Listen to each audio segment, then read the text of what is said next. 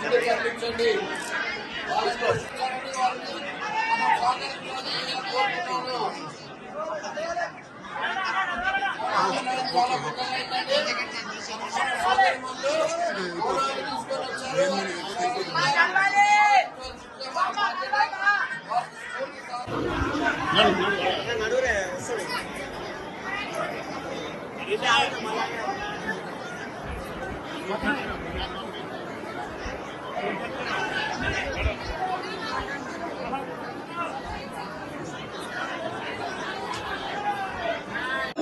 అమ్మగారి యొక్క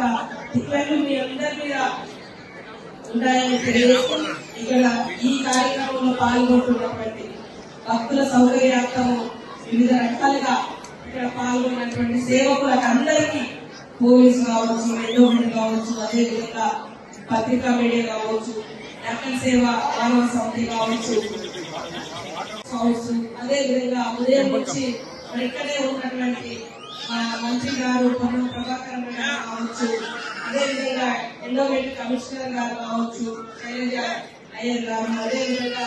కమిషనర్ హనుమంతరావు గారు, వారి సిబ్బంది అందరికీ కూడా హృదయపూర్వక శుభాకాంక్షలు తెలియజేస్తూ ఆ తల్లి యొక్క దీవెన మనందరి మీద ఉండాలని మనస్ఫూర్తిగా కోరుతున్నాను.